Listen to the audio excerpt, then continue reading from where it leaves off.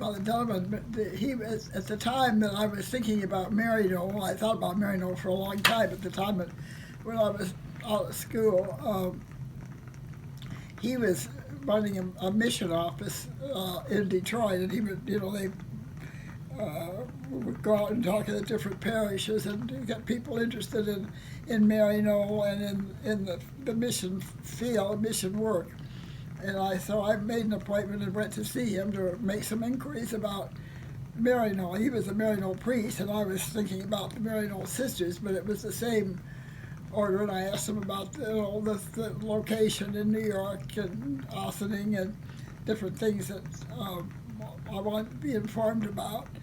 And I forget how it all came about, but he became a friend of the family. I guess Mother and Daddy invited him out to dinner, and he became a family friend as well as an advisor to me.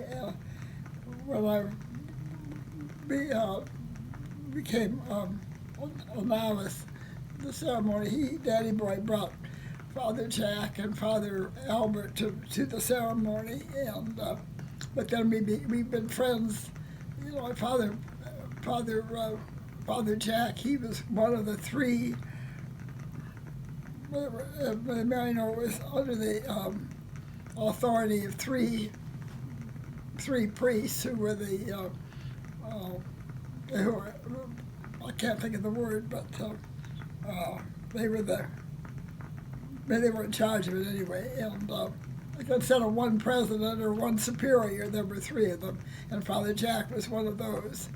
And he had said in later years that was one of at that time it was beginning to go more, the order was beginning to go more contemporary, and which was not, he was contemporary in many ways, but not in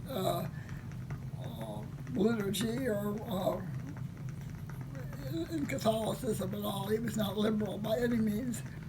So we became very good friends, and he visited us often.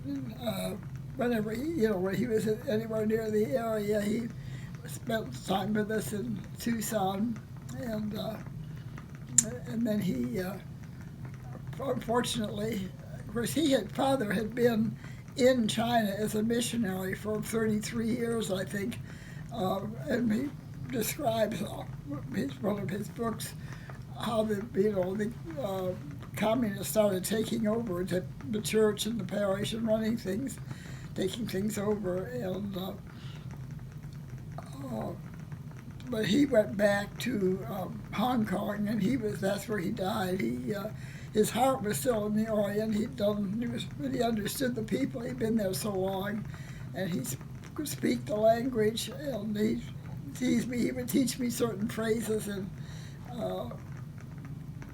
the Chinese dialect that he knew in the province where he had worked for so many years, and there'd be sort of standing jokes between us, and some of the things that I could barely pronounce, but he gave me a lesson, a very practical lesson that I've never forgotten. He came, before I entered Maryknoll, when I was about to, we stayed for several days at the Waldorf Astoria in New York.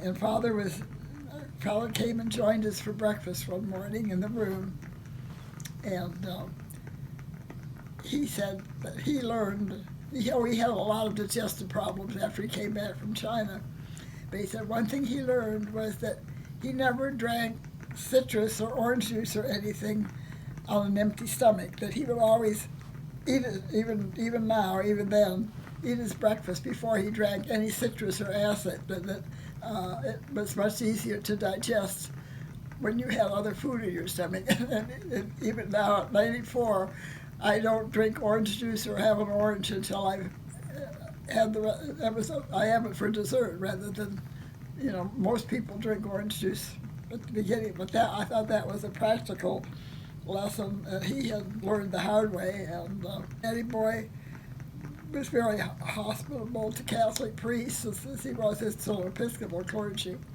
And so he was always welcome in our home if he was anywhere in the area. And he was Maryknoll at his best to me, and I'll always honor his memory and be grateful for his friendship.